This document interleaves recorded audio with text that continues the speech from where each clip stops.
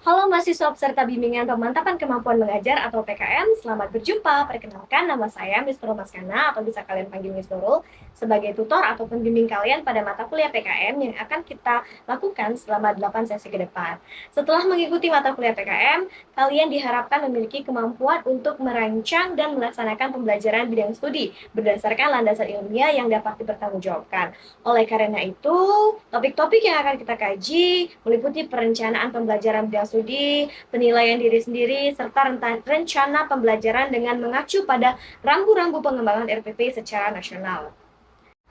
Perbaikan rencana pembelajaran berdasarkan hasil penilaian oleh teman sejawat senior atau yang kita sebut sebagai supervisor 2. Pelaksanaan pembelajaran berdasarkan rencana yang telah diperbaiki, kemudian penilaian pelaksanaan pembelajaran oleh diri sendiri, serta uraian tentang bagaimana menuangkan capaian kemajuan diri dalam melaksanakan pembelajaran. Adapun secara lebih rinci, kemampuan yang diharapkan setelah Anda menempuh mata kuliah PKM ini adalah yang pertama, mampu dalam mempersiapkan pembelajaran, termasuk mengenali karakteristik dan kebutuhan belajar peserta didik. Yang kedua, yaitu mampu menyusun rencana pembelajaran dengan menerapkan prinsip-prinsip pembelajaran dan keilmuan bidang studi yang diampu. Kemudian yang ketiga, yaitu mampu melaksanakan pembelajaran secara efektif dengan menerapkan keterampilan dasar mengajar dan mengacu pada rencana pembelajaran yang telah dibuat. Lalu, mampu mengidentifikasi kelebihan dan kelemahannya dalam mengajar melalui refleksi. Dan yang kelima yaitu mampu memperbaiki tindak penyelenggaraan pembelajaran berikutnya dengan memperhatikan hasil evaluasi pembelajaran yang telah dilakukan sebelumnya. Dan kemudian yang keenam yaitu mampu mempertanggungjawabkan keputusan dan tindak pembelajaran yang dilakukan berdasarkan prinsip-prinsip keilmuan pendidikan tingkat sekolah menengah. Perlu kalian ketahui bahwa PKM ini merupakan mata kuliah praktik, artinya nilai sepenuhnya diperoleh dari nilai kegiatan praktek, nilai ujian praktek, dan nilai laporan akhir PKM.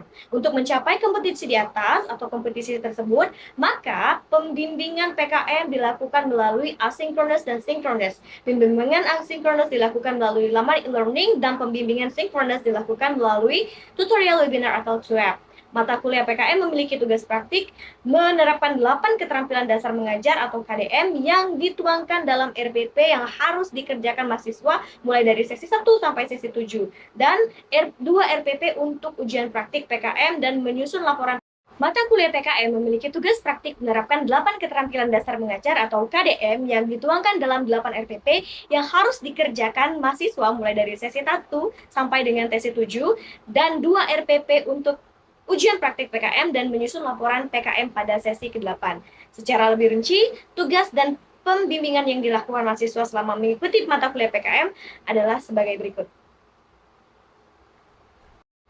Oleh karena banyaknya tugas yang harus dikerjakan, maka mahasiswa wajib mengikuti pembimbingan PKM secara asinkronus dari sesi 1 hingga sesi ke-8 secara penuh, serta sinkronus pada sesi 1, 3, 6, dan 7. Jika tidak, maka kalian otomatis akan mengurangi nilai mata kuliah PKM.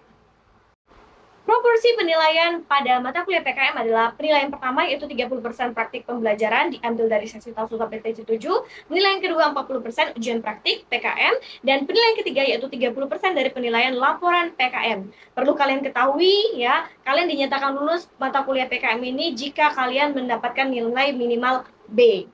Oke?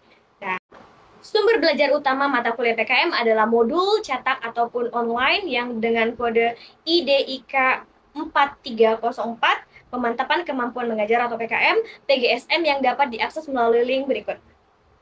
Tugas dan kewajiban pihak terkait yaitu mahasiswa, UPBJJ, teman sejawat senior, supervisor 1, tutor atau pembimbing, dan penguji dapat dilihat pada RBV Panduan PKM bagian 2 terkait penyelenggaraan PKM pada panduan. Untuk alat penilaian kemampuan guru atau APKG 1 dan APKG 2 dapat dipelajari pada bagian 3 alat penilaian PKM PGSM atau tertera pada sesi ke-8. Selamat melaksanakan praktik PKM, semangat!